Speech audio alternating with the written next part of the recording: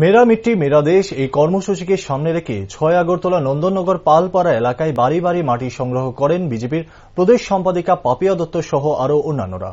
এ প্রসঙ্গে বিজেপির প্রদেশ নেত্রী পাপিয়া দত্ত বলেন, ৭৫তম স্বাধীনতা দিবসকে অমৃত মহোৎসব দিবস হিসাবে পালন করা হচ্ছে।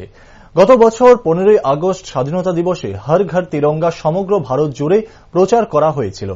অমৃত মহোৎসবের শেষ পর্যায়ে আমার মাটি আমার দেশ এই কার্যক্রমের মাধ্যমে সমাপ্তি হতে চলেছে।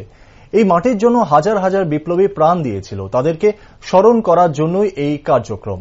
ভারতবর্ষের প্রত্যেকটি বাড়ির আঙ্গিনা থেকে এই মাটি সংগ্রহ করে ব্লক, জেলা, রাজ্য হয়ে দেশের রাজধানী দিল্লিতে নিয়ে যাওয়া হবে আগামী দিনে। ৭৫তম যে বছরটিকে আমরা অমৃত মহোৎসব হিসেবে পালন করে আসছি। আপনারা দেখেছেন গত বছর ১৫ আগস্টের সময় হর ঘর তিরঙ্গা একটা অভিযান সমগ্র ভারত জুড়ে এটা চালানো হয়েছিল।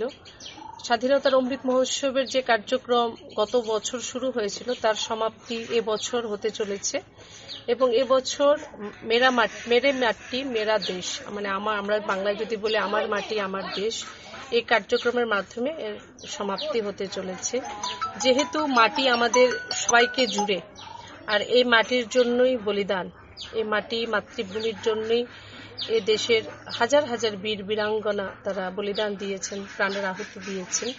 তাদেরকে স্মরণ করার জন্য এই অভূতপূর্ব যে কার্যক্রম ভারতবর্ষের প্রধানমন্ত্রী নরেন্দ্র মোদীজি দিয়েছেন এবং লাস্ট মন কি বাতে উনি এই আমার মাটি আমার দেশ নিয়ে উনি বিস্তারিত তুলে ধরেছেন। এই কার্যক্রমের রূপরেখাটা যেটা রাখা হয়েছে সেটি হলো প্রত্যেক বাড়ি থেকে, ভারতবর্ষের প্রত্যেক বাড়ির আঙ্গিনা থেকে এক মুঠো মাটি আমরা সংগ্রহ করছি এবং এই মাটি ধীরে ধীরে ব্লকের পর প্রদেশ থেকে জাতীয় স্তরে অর্থাৎ দিল্লির কর্তব্য পথে এটা যাবে আগামী কিছুদিনের মধ্যে। সেখানে দিল্লির কর্তব্য পথে নরেন্দ্র মোদীজি সারা ভারত থেকে সংগৃহীত এই মাটি যেটা আমরা কালেক্ট করছি বাড়ি বাড়ি গিয়ে, এই মাটি ব্যবহার করে উনি সেখানে ৭৫তম স্বাধীনতা দিবস উপলক্ষে যেহেতু অমৃত মহোৎসব পালন করা হয়েছে, ৭৫টি বৃক্ষ উনি রোপণ করে সেখানে অমৃত বাটিকা উনি নির্মাণ করবেন।